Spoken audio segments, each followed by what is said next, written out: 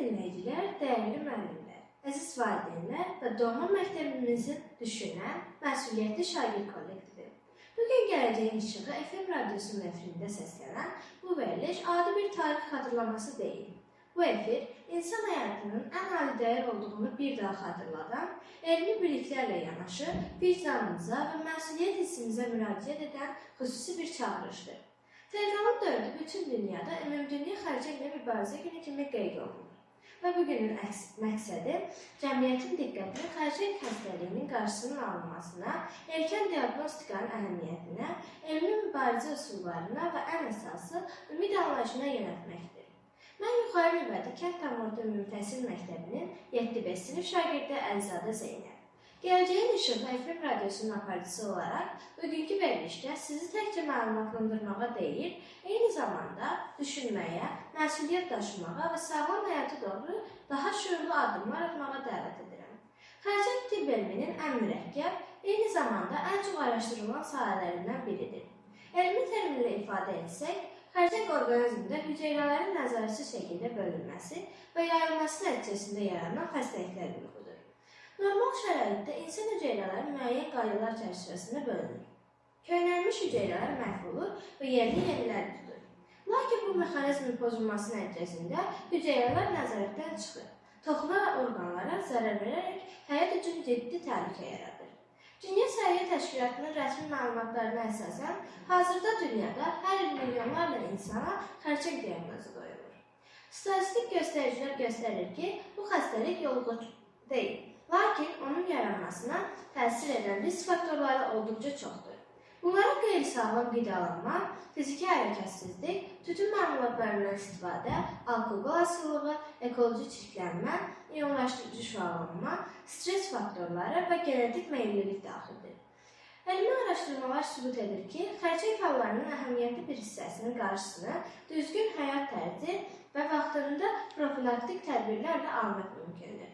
Ümumdünya xərçənglə mübarizə gününün əsas ideyalarından biri də məhz budur. Xərçəng qaçılmaz sonluq deyil. Müasir tibb elmi bu xəstəliklə mübarizədə hər il yeni nailiyyətlər əldə edir. Diaqnostika üsullarının təkmilləşdirilməsi, molekulyar biologiya sahəsində aparılan tədqiqatlar, gen terapiyası, immunoterapiya və hədəfli müalicə metodları minlərlə insanın həyatını xilas edir və həyat tərzini yüksəldir.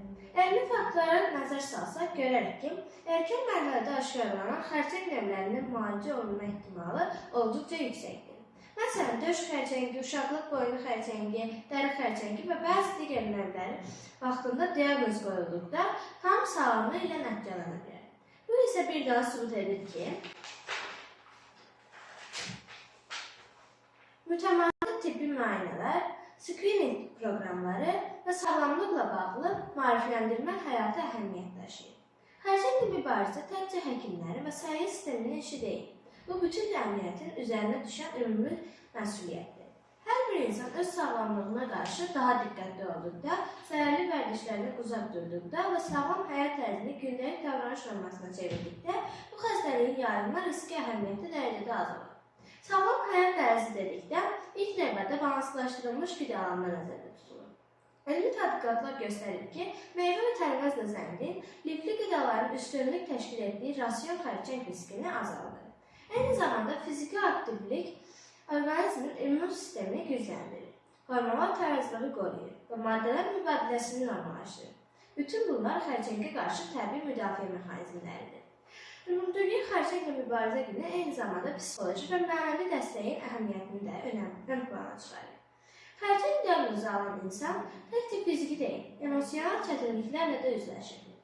Bu mərhələdə ailənin, cəmiyyətin və sosial mühitin dəstəyi xəstənin müalicə prosesində mühüm rol oynayır.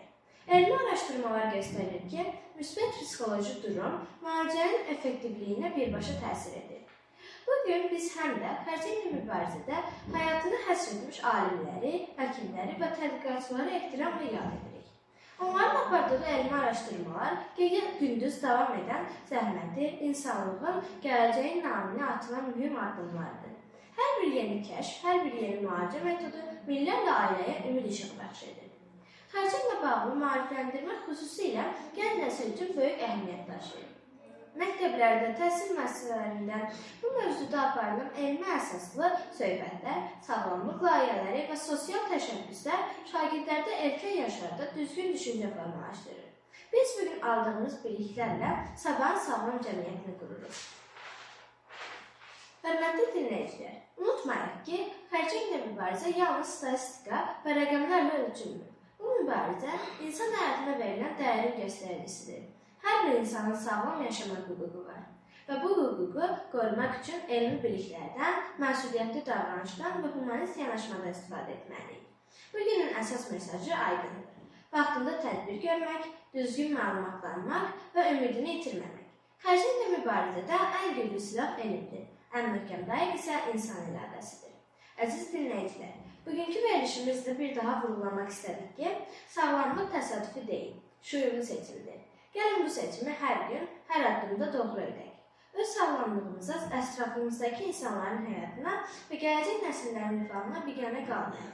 Mən Ərizədə Zeynəb. Gələcəyin İşığı FM radyosunun efirində sizinlə birlikdə olduğum bu müddətdə diqqətinizə və marağınıza görə təşəkkür edirəm.